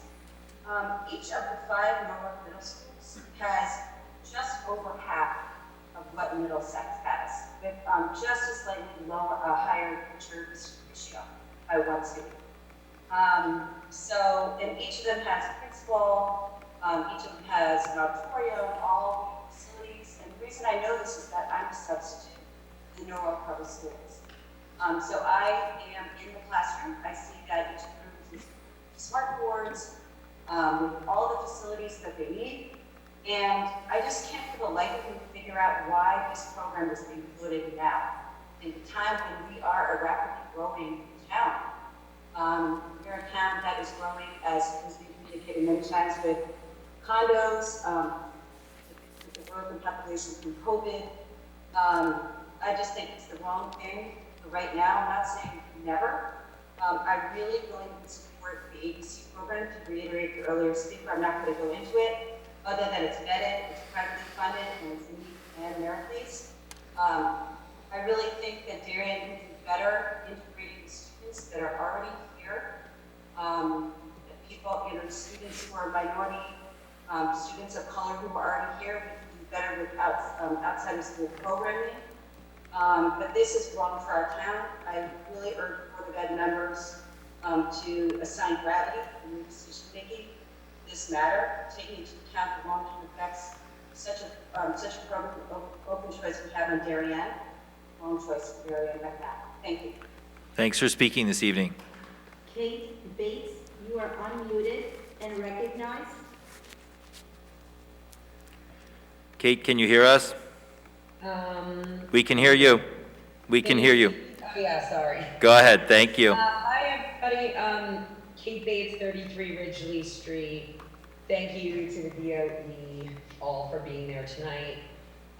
Thank you to our amazing teachers. We are so lucky in Darien to have some of the best teachers in the country, and I'm grateful for them at all times. I just wanted to say, I wasn't planning to speak tonight, but I would like to just say I'm a no to open choice and a yes to a return to normalcy for our children. As a realtor in Darien, our schools are our #1 selling point. Small classes, small town feel. We are not Greenwich, Norwalk, or Stanford, nor do we strive to be. Small town, tight-knit community is what my clients are looking for. It is very hard to find that on the New England coast, 50 minutes out of New York City. Kate, is there anything specific to the budget? Over and above open choice? On open choice. Okay.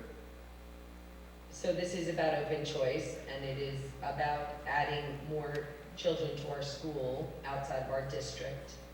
And that's what I'm talking about. So I also, listen to a lot of people speaking about bigotry in our town. I don't see that at all. I'm proud of Darien. I'm proud of the town that we are. And I don't think if you're for or against open choice, or if you're against open choice, that you're against, that you're a bigot. I'm just like confused at all of these, all the people speaking against our town. Darien's an incredible town. Our community is incredible. The teachers are incredible. Open choice is the wrong choice right now for Darien. I think we need to get back to normalcy for our children. We've had a rough couple of years, and I just don't think this is the time for that kind of a change. Thank you. Thank you. Thanks for speaking this evening. Elizabeth Wilder, you are unmuted and recognized. Elizabeth, can you hear us? Hi. Can you hear me? Yes, we can. Go ahead. Thank you. Elizabeth Wilder, 21 Ridgeview Avenue. I just wanted to voice my support for the DEI program, the Open Choice program, and for Dr. Adley, our teachers, and all of our school staff. We serve both our children and our community very well every day. Thank you for speaking this evening. Armel Jacobs, you are unmuted and recognized. Armel, can you hear us? Armel, can you hear us? You are still muted, Ms. Jacobs. Should we go to the next one? We'll go to the next one and look for her on the way back. Sure. Paola Sardoni, you are unmuted and recognized.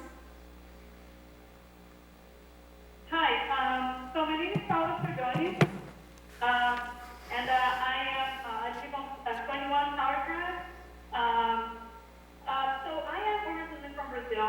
I moved to this town about 11 years ago. I had all my 3 children here, and I have gone through since the LP all the way now. My oldest one's in 5th grade, and I have seen so much diversity here. I'm part of the international group. I have many friends from many different cultures. I don't see that Darien is a very segregated town. I see that we are all present here, and I think we could do better in the way we treat each other here. And if the school would like to focus on the way we treat each other here, but I don't think bringing more people from the outside will fix what the problems we have here right now. These kids that will come from other towns, from the Norwalk, they will be exposed to the hostility and to the environment that we have if there is an environment that we're trying to fix. And we will still have the same problem. I don't think just exposure will do it. I think it's a lot of education, it's a lot of talk, it's parent involvement, it's community involvement, and I think that will make a big difference. But bringing the other kids to the environment we have here, hoping that it's going to be their secret recipe to fix our problems, I do not believe so. I also think that we could do better in integrating the minorities that we have here in town already. I mean, I think that's the point I would like to make, and also spend more of your time. Thank you so much for all the work you're doing. The DEI, I'm looking forward to seeing these ideas to see how it works in year one.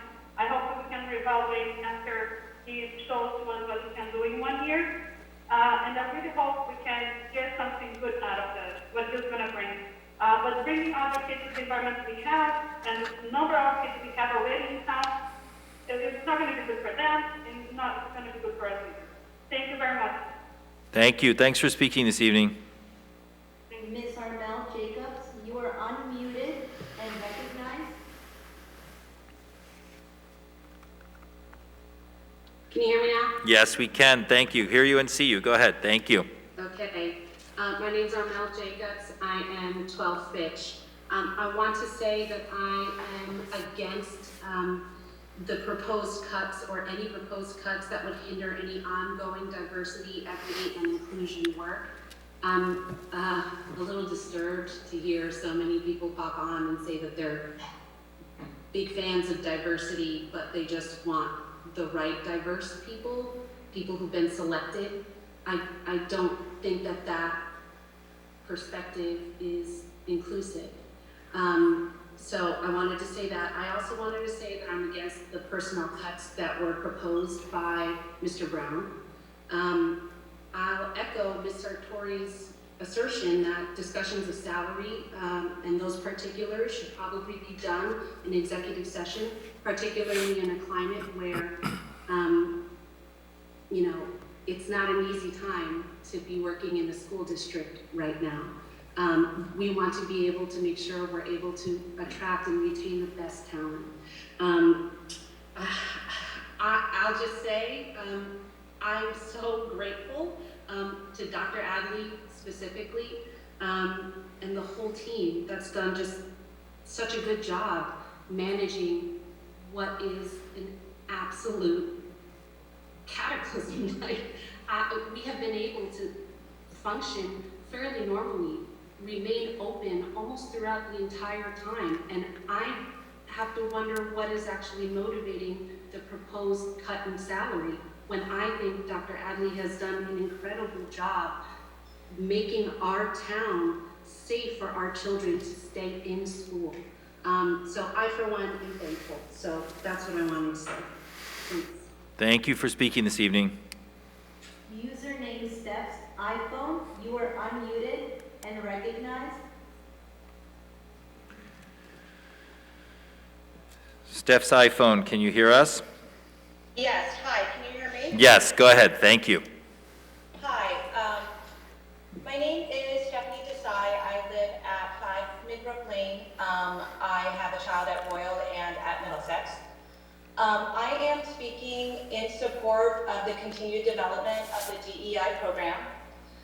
I didn't plan to speak tonight, but I was trying to do a little Googling to try to support my arguments. And what I came across very quickly was that an inclusive classroom is a general education classroom where students, with and without learning differences, learn together. Inclusive classrooms are welcoming and support the diverse academic, social, emotional, and communication needs of all students. As a reminder, diversity, equity, and inclusion in Darien has been discussed as a part of the strategic plan since January 2020.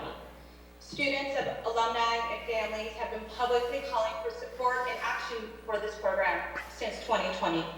Therefore, I ask that the BOE continue to support the DEI initiative for the betterment of our schools and all of our children. Thank you. Thank you. Thanks for speaking this evening. There are no more raised hands at this time. All right. Good. All right. Thank you, everyone. Thanks for everyone that came and spoke in public, and thank you, everyone that participated on Zoom. Thank you for all the feedback. I think the board has listened. All the comments from all the folks that have spoken over the last couple of weeks and this evening. So we'll continue to go back to do our work around the budget. Please don't hesitate to continue to call or send emails with your thoughts, and we'll continue to move this forward. With that, we will move to item 4, further discussion and possible action on open choice program.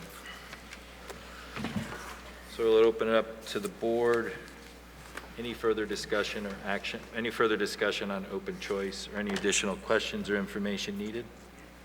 I'd like to make a motion, sir. Sure, Mr. Cini. I'd like to make a motion that the Darien Board of Education approve the Darien Public Schools to participate in the open choice program with the participation from the Norwalk School District. Okay, do I have a second? Mrs. Ackman, any discussion on that? Nope. Yep, go ahead. I do. So in kind of looking about what our role is, I think we've heard a lot of our role. Part of what the State Board of Education requires we do in statute is provide opportunities, and I meant to pull it up, but Mr. Cini got the conversation going quickly, so I don't have it in front of me, it requires that we make available to our students diverse interactions with students of diversity, socioeconomic backgrounds, and that is written into statute. So I think one of the conversations is, if we don't do this, are we asking ourselves, how are we meeting that requirement by statute? I think there's a lot of different things people could consider, but right now this is the only thing we have on the table other than the teacher in residence, that if state comes back to us and says, what are you doing to meet the statutory requirement? This is it at the moment. And I think we have to be prepared to ask and answer that hard question as we have this conversation. Are we meeting our statutory obligations? Thank you, Mrs. Ackman. Sorry, I'll find the direct language if anyone has questions. Any additional comments or questions? Mrs. Parent? Well, I guess I just wanted a little more clarity on, there's so much of the public comment that we heard over the past weeks have been financial. And I went back and I listened to all the meetings and I went back to my notes. And what struck me was that there were 2 Board of Finance members that publicly supported this program and said that they support the effort, and that there was one, which really stuck with me, who is an administrator in a different district in the state that has open choice. And I wrote down his quote. It says, "We've had no problems.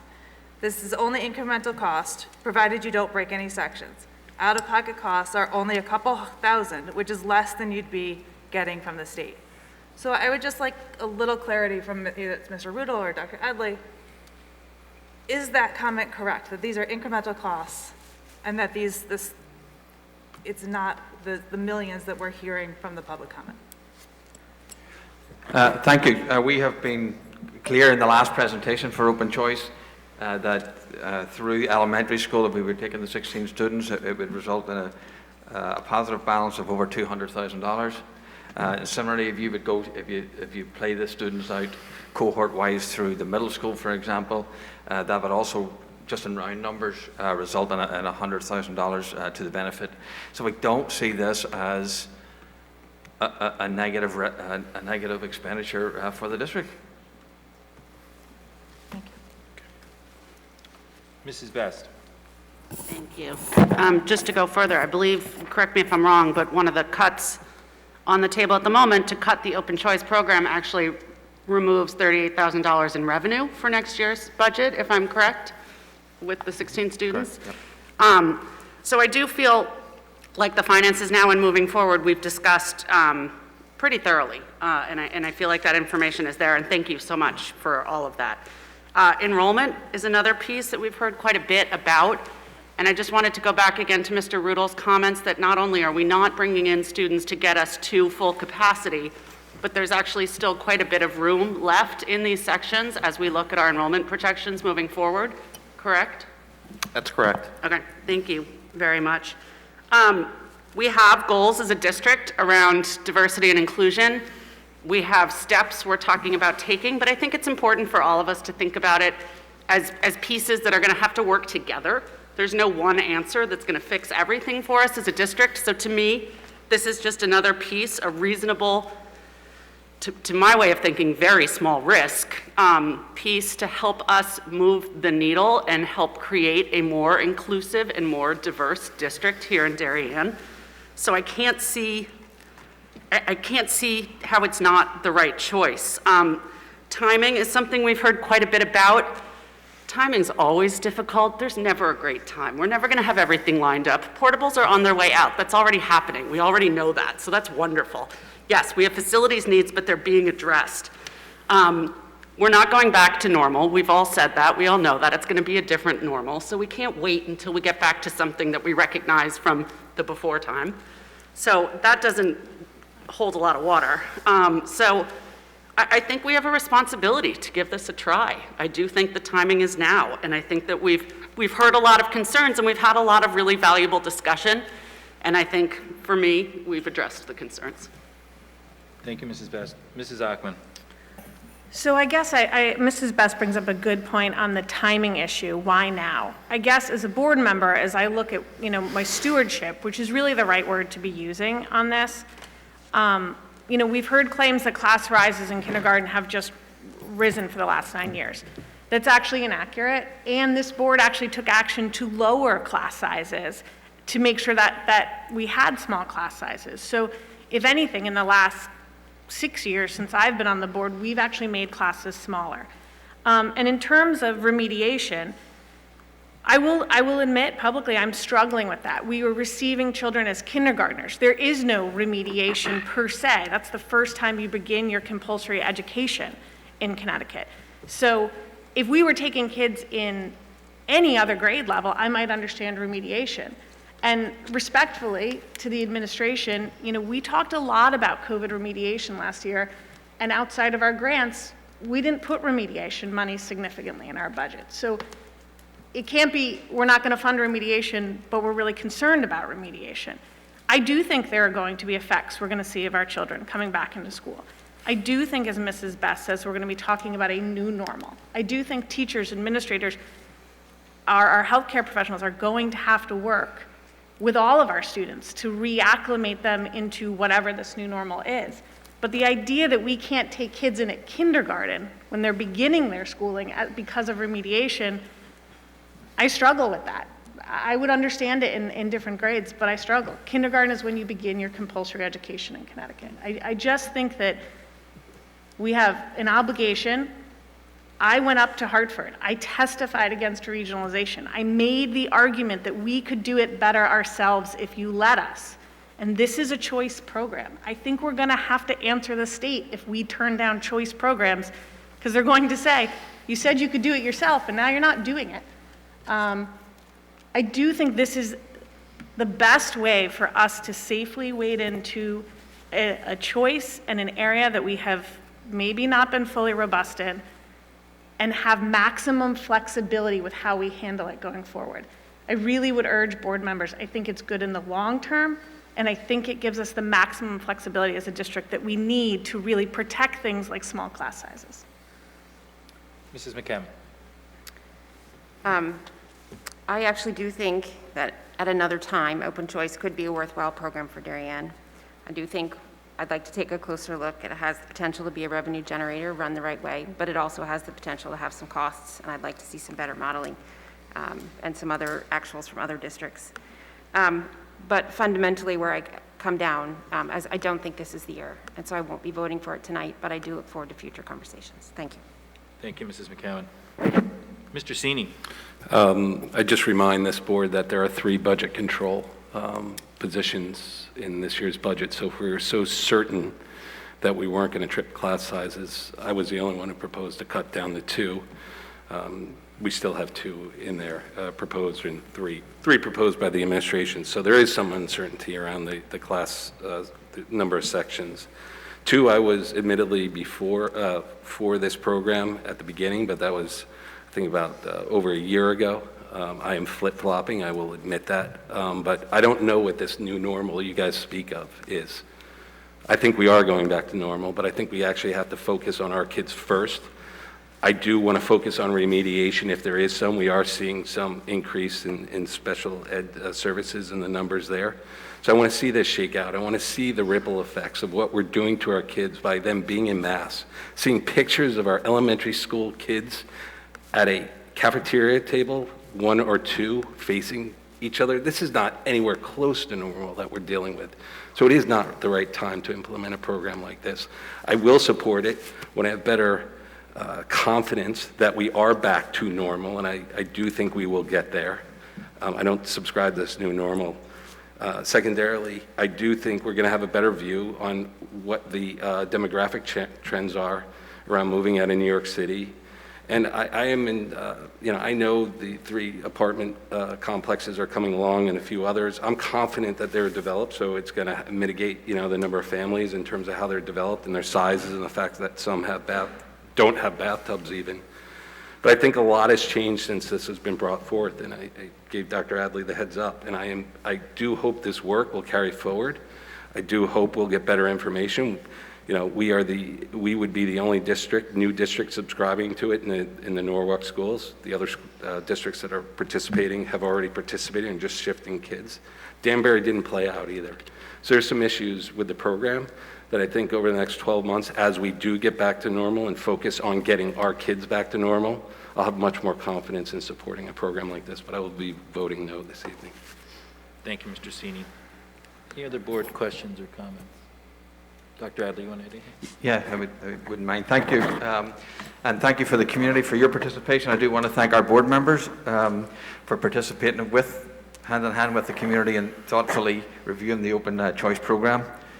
I firmly believe the Open Choice program is the right decision for our students and our community, and now is the right time to participate. Having participated for over 20 years in a program, I can tell you there'd be not a program, cost-effective or otherwise, that you'll put in place and get the benefit back for our students in particular. Our alumni and current students have spoken passionately about the importance of recognizing, increasing, and celebrating diversity. This is our opportunity to show our students that we are serious about supporting their voices, that we're serious about change, and that we're so serious about supporting diversity and the goals of the strategic plan. There is no point having a strategic plan if we're not going to try and support it. Our administration, staff, and most importantly, our kids are watching tonight. They're watching with hope. They're watching with hope that our words will match our actions. This is not an easy decision, and perhaps not even a popular decision, but anything accomplished in life rarely is.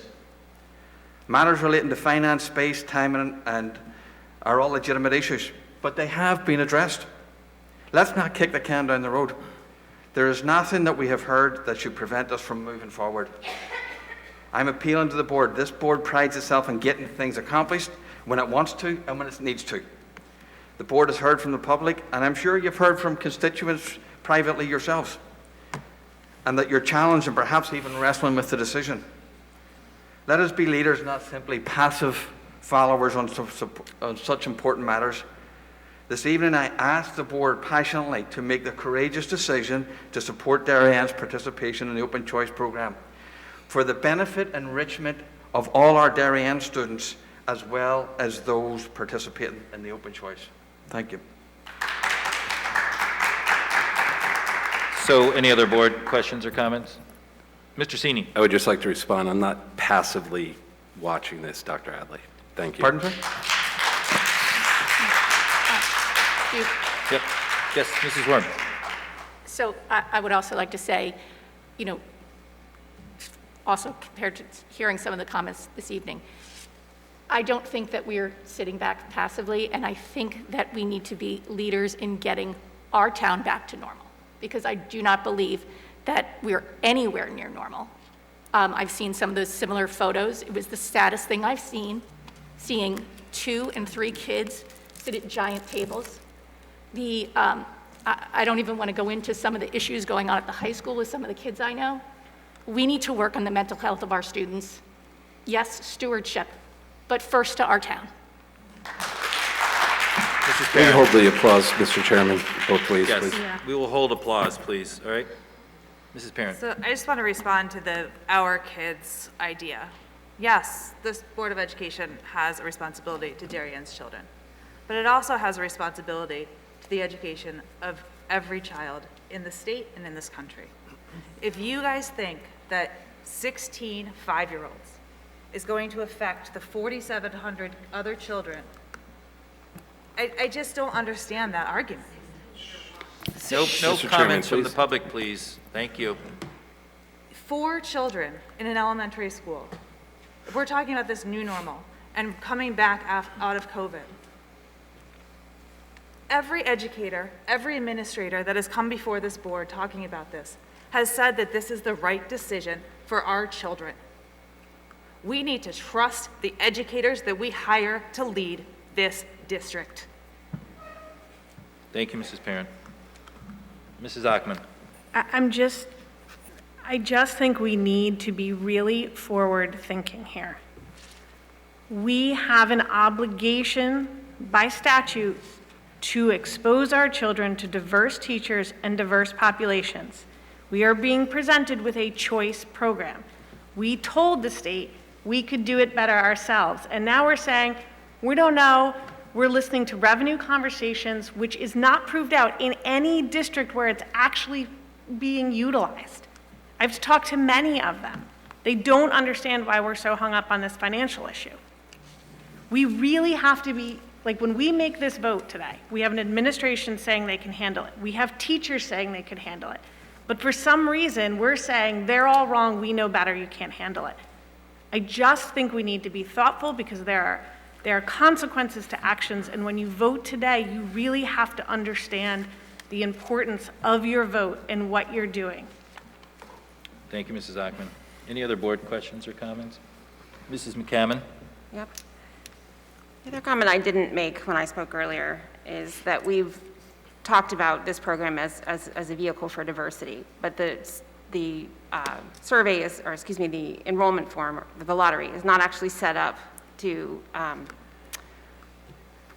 provide any sort of anything other than who applies. So I think that we as a district have to talk about whether or not this could be a vehicle for diversity, but that could be a natural outcome as opposed to an actual something that definitively occurs.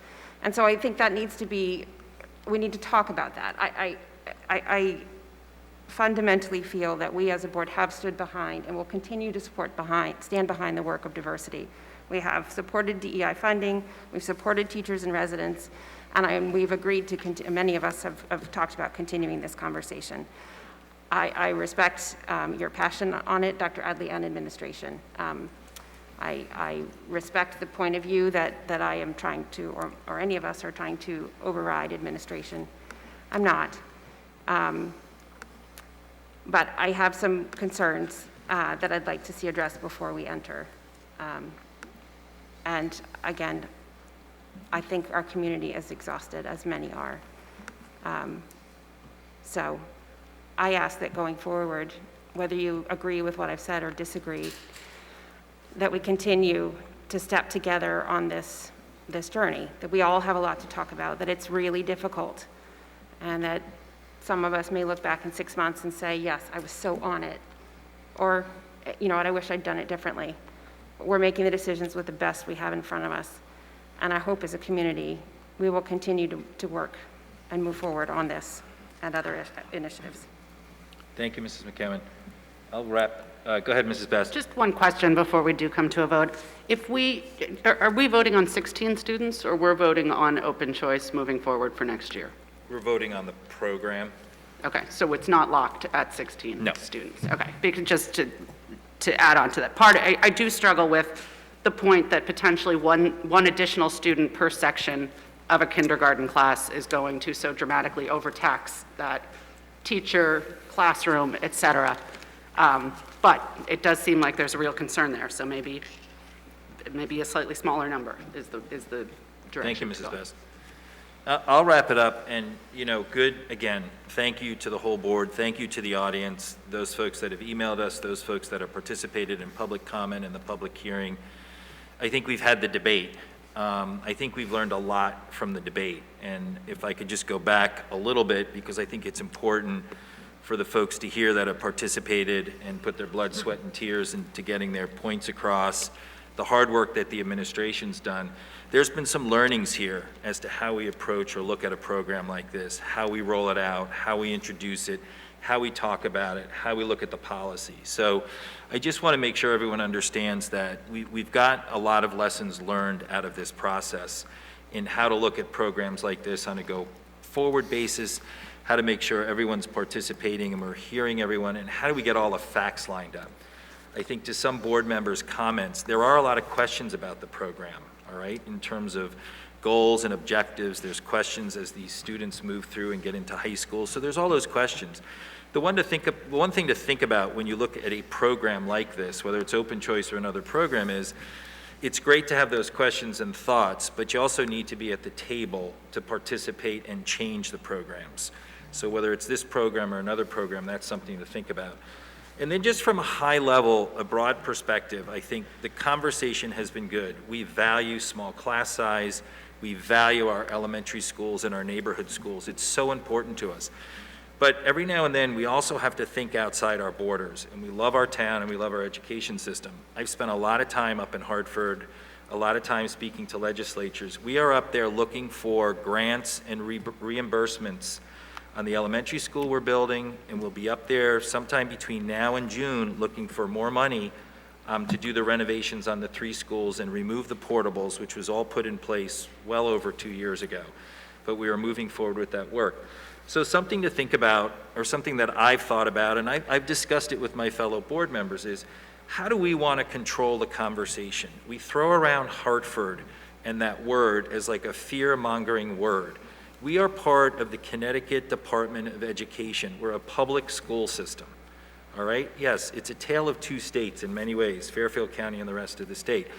But I think we have to think about how do we want to control the conversation when regionalization comes down the path, when funding comes down the path to reimburse us on some of the constructions and renovations that we're doing to these buildings. And the one thing I think about is it's nice to go back to the state and say, look, we are participating in some of these programs cautiously and methodically because, oh, by the way, we're also developing the town, all right? And we're building 300+ units that are coming on board. So while we want to participate, we're going to test it, we're going to pilot, we're going to do it slowly, all right? Because we do need to lead as a high-funded, high-performing district. It's important. We're looked at, the conference calls I participate, the emails I get from other board chairs, we are looked at as a leader. We're recognized as a leader through COVID, and that's from all the hard work from the administration, from the parents, and especially from our students. But I think one thing to think about when we talk about how we're viewed or the conversations about a white, wealthy town in Fairfield County, Connecticut, we also need to think, how do we want to change that conversation? How do we want to control it? And so whether it's this program or another program, we have a lot of good things to talk about in this town. We are doing the right thing on affordable housing. We're doing the right thing on inclusionary zoning. And you add to that, you know, we're going to participate in a program like this. And the state starts saying, all right, we'll start pointing our fingers elsewhere because Darien's figuring out to do it in a small way and cautiously and methodically, but I think we also need to think about the conversation we want to have outside our walls. Our previous first selectman, our current first selectman spent a lot of time in Hartford on West Cog and those other places. Like, we're looked at and we're viewed to lead and to do the right thing. And, but it's important that we listen to the parents and the community, and I think that's where we've had the good debate. So those are some points from me, having participated in a lot of these meetings outside of town. Good. Any further questions or comments? Can I call the question? Excuse me? Can we call the question? Yes, sure, absolutely. Now we have to vote on calling the question. you have to. I didn't do it. Are we voting or should I call Yes, it? so we'll move forward. I had a second, we had a discussion. So we'll move forward on a vote to move forward with the open choice program. So that is Julie Best, that is Tara Achman, David Deneen, and Sarah Parent. All right, so the motion does not move forward. So we are not moving forward with open choice. So thank you again. I think you have to finish the vote.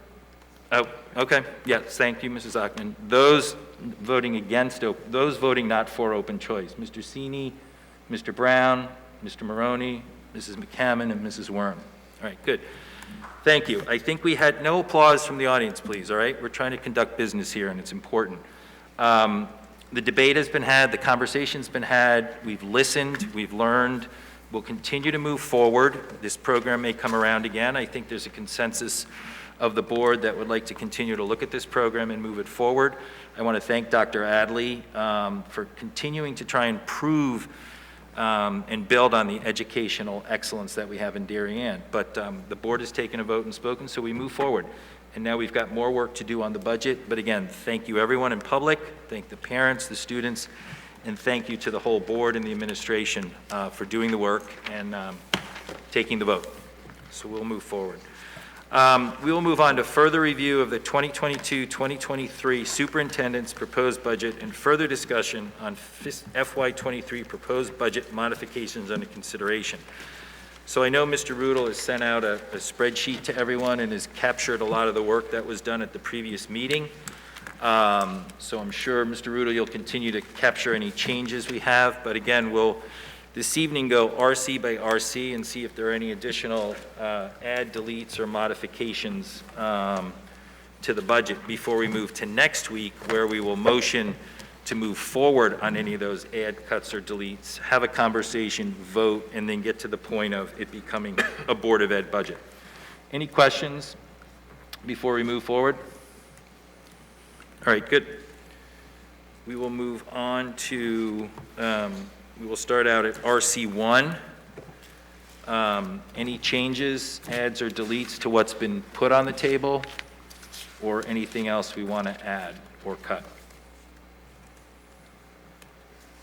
Are we good on RC1? Duke, I'm sorry. Sure. How are we proceeding? Are we going through these questions? Are we talking about, like, how are we organizing this? We're going through, and if there's any further discussion or any adds or deletes that people want to add over and above, that was what was put on the table last week. Okay. All right. Anything else on RC1? Duke, can I just ask a quick Sure, question? Mrs. Worm. So for instance, the cut I put up, I was told is contractual. Do we have to talk about that, or that just comes out? You can remove the cut. No, Okay, you have to. I have to actually go and remove the cut. We didn't just already do that. You just Okay. say, I'd like to take the cut off on whatever it was you specifically cut. Okay, thank you. Okay. All right, RC2. Bear with me just a second. RC2, Fitch Academy. Any adds, deletes, or conversation on Fitch Academy? RC3, Middlesex Middle School. Anything with respect to our Middlesex Middle School? We'll move into the elementary schools. RC5, Hinley. Two. Yes, Mr. Sini. Since open choice wasn't approved, I would ask the administration remove all the open choice related items. Good point. So, Mr. Rudel, so that will be taken out and the budget will be clean next week? Correct. Okay, good. Thank you, Mr. Sini. So we'll move from Hinley to Holmes. I have a question. Sure, Mr. Maroney. Mic on. So in our packet, in answering one of the questions about the physical education teachers, it mentions that the extra section at Hinley is prompting the addition of the 0.2 FTE. But in looking through our sections, and unless I'm mistaken, I don't think we've added any FTEs. And in 2018, we had 118 sections, 2019, 113, 2020, 110, 21, 109, and 22 we're projected to be 108. So I'm not sure how we're adding more sections, that we need more PE teachers. I'm a little confused. I'm on page 62 with the enrollment summary report. Unless my sections are total school, yeah, that's total school, but I'm a little confused. Do you want to have that as a takeaway, or? No, if you're going Mr. by Trimmer? section count, there was an FTE reduction in PE for, I believe it was FY20. And that was the year that we built the schedule with the COVID schedule, which was less PE time. And so that cut, that reduction never needed to manifest itself. And as we have this increased section and we're looking to build the schedule, we need the .2 to make it work. Okay. Thank you. Thank you, Mr. Maroney. Anything additional on homes? Anything on Ox Ridge? Excuse my nose. Anything on Royal? Anything additional on Tokenique? And that would wrap up the elementary schools. Anything on RC 11, athletic, health, and PE? Anything we want to change from last week, or anything we want to add or delete? All right, we will go on to RC 12, maintenance. Any changes from anything last week, or anything additional that wants to be added or deleted? Sorry, can we go back to 11? Sure. Do we have the ability to remove the athletic director? from No, it? by law, we have to have an athletic director. So should that cut be removed? It can be if someone wants to ask for it to be removed. If not, we'll go through it from a motion standpoint at the next meeting. Okay. All right, thank you, Mrs. McCammon. We'll move on to RC 12, maintenance. Anything additional, anything updated, or anything we want to do? Maintenance. All right. Move on to RC 13, music. Anything additional we want to do on RC 13, music? We'll move on to RC 14, art. Anything we want to do there on RC 14, art? We'll move on to RC 15, technology. Anything we want to add or delete or conversation we want to have there? RC 15, technology. We'll move on to RC 16, administration. Okay.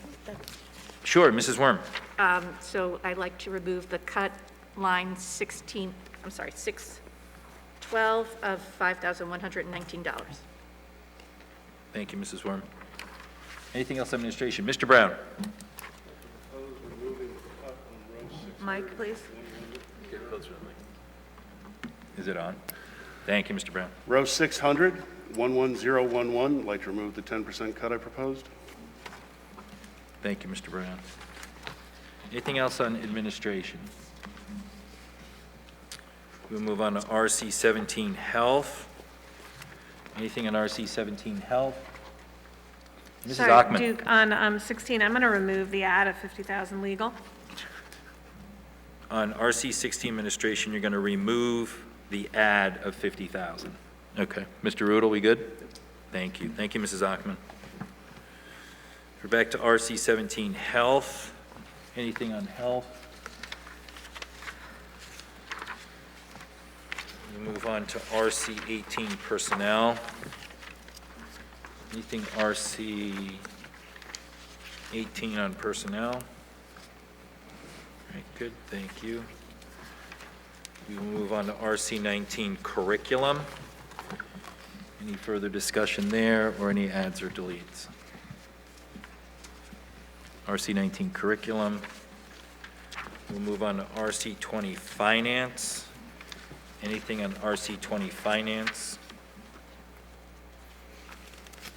All right. We'll move on to RC 21, library and media. Anything on RC 21, library and media?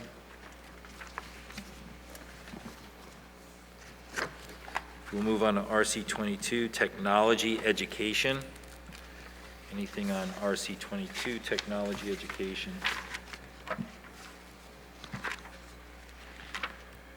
We'll move on to RC 23, summer school. Anything on RC 23, summer school? Anything on RC 24, special education?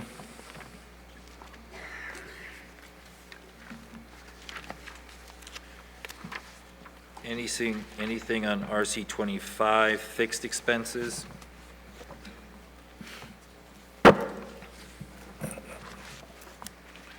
Thank you. Anything on RC 26? 6, the early learning program. Very good, thank you. RC 28, COVID expenses. And then we will move back to the capital budget. Before I go to the capital budget, any RCs we need to go back to? Everyone's good? Sorry, I Mrs. guess I have to go Bass, back. I had my questions based on the ad cut list. On the bursar, there were questions from RTMF&B about the bursar, and in the discussion, it explained that we're the only district in our DIRG that uses school cash online, and we're using 2 systems to process one transaction, essentially. Is there something better or different that we should be doing, or? So New Canaan used to use school cash online. They did move away from it, and they really just use the portal that's used to collect like deposits for the school lunch program, which is My School Bucks there.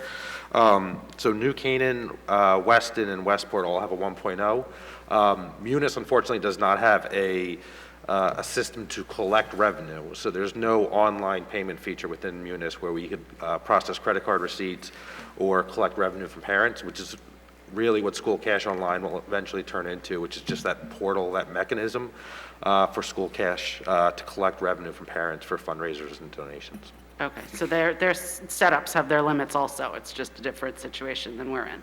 Correct, and they have the equivalent staff. Okay, thank you. That's it. Thank you, Mrs. Bass. All right, we're done with the RCs. We'll move on to capital.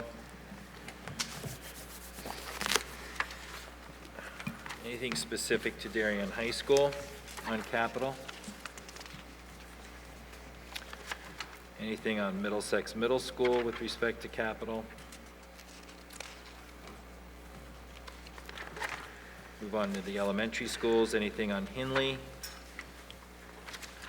Anything on Holmes? Ox Ridge, we are building a new school. Royal Elementary. And Tokenique. We'll move on to central office. Anything with respect to central office on capital? We'll move on to district-wide. Anything district-wide on capital?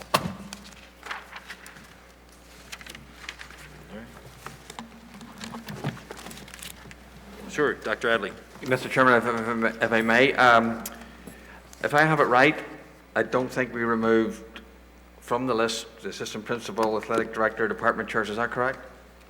Correct. We have not. So I'm just saying, like, I'm really worried that we get to a meeting the next week and we vote these things out and we even haven't even had a discussion about them.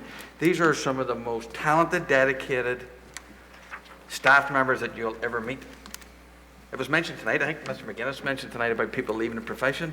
Can I tell you the number one reason people leave the profession over the years that has been consistent? That people don't support staff members. I don't know what you think. Honestly, forgive me for a moment. What do you think these staff members who are Zooming in are thinking?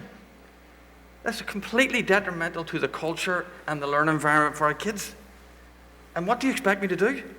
Like, do you want to continue all the work that we got to get done? We haven't even had that discussion. I mean, I just can't imagine getting to next week and you're going to dismantle the structure that's serving the district so well for people who have put boards who have gone before me, superintendents who have gone before me. Like, let's not do a closed eye here. I'm really apprehensive about next week. Sitting here, like, just waiting to be open choice and voting these people out. I mean, so we need to, at some point, we need to have like a discussion of where we're going with this, because these people are in teaching and learning, their supervision and evaluation, their curriculum oversight and development, all the things that make the school system tick so well. So I just want to recognize that dynamic, because I just can't imagine that we're going to move forward and just take a simple vote on these issues. Mr. Brown. Point of information, I thought we were making changes to the list tonight. Discussion would be next week. Was that not what you said at the start here, Duke? We can make decisions. We can pull stuff off this evening. You can have a discussion about it. Next week, they will move to a motion, a second, any further discussion, and a vote. So, but we can make any changes to what's been proposed this evening also in terms of pulling some of this stuff off And to Dr. Adley's point, we have not had a board discussion and no real work has been done or work has been ordered around any of these positions. So I think Dr. Adley makes a good point in terms of how the board usually goes forward with looking at or requesting work around a specific position, the roles, the responsibilities, the impact to education and students. So, there is an option to take them off this evening, or they go to a motion and a vote next week. Mrs. McCammon. I will be clear, I don't need any work on those items. Those are not cuts that I would be supporting. Thank you, Mrs. McCammon. Mr. Cini. Yeah, it was my understanding that we were responsible for removing or adding our own cuts this evening. And Yes. I would never support a lot of these cuts that Dr. Adley mentioned. I would just be careful about drawing parallels between our vote on open choice tonight and these proposals. And I would just caution that comparison being made. But I hope they don't even get a second next week if they are not removed from the list.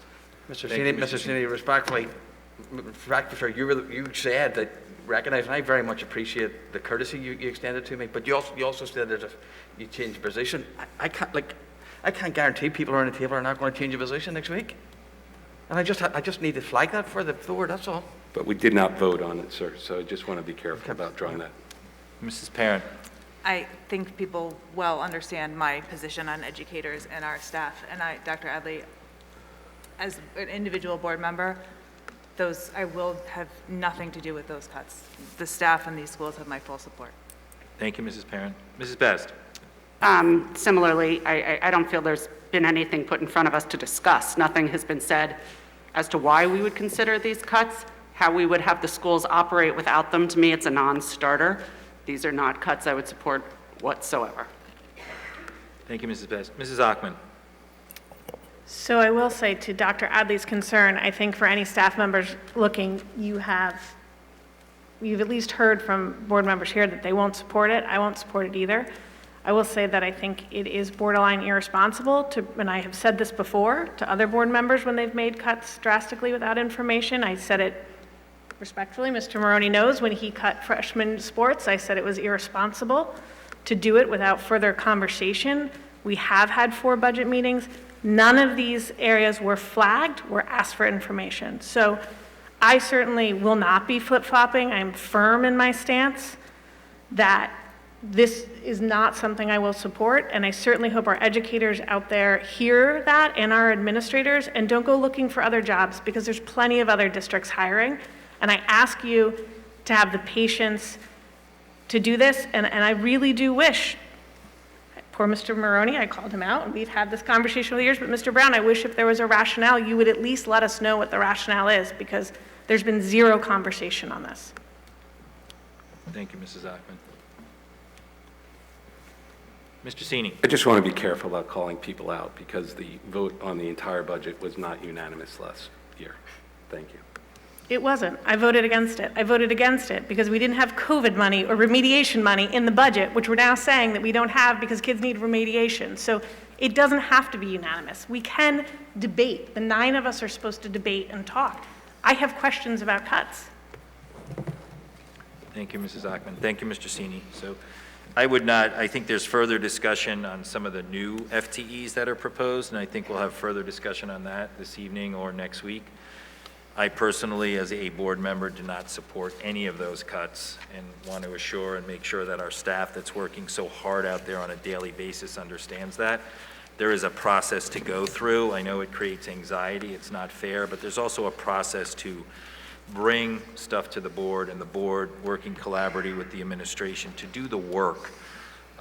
If there is a review to be had around programs or roles and responsibilities, it's always done at the board table in terms of looking at that work, doing that work, getting feedback, from our community. So I'm hoping that's where it will go, but none of these cuts have my individual support. Anyone else? All right. Go ahead. Yeah, I just want to ask the board, the Board of Education, the questions were submitted. 4 of the questions were addressed last week, and we put them in. If the board wants to clarify the answers to some of the questions, we can certainly do that, or if you've, I think there were 10 of them, if you've read them and they're happy enough, that's okay. Yes, Mrs. Achman. So I just say my questions on the bursar were answered, so I can remove that cut as well. Okay, you got that. Rich?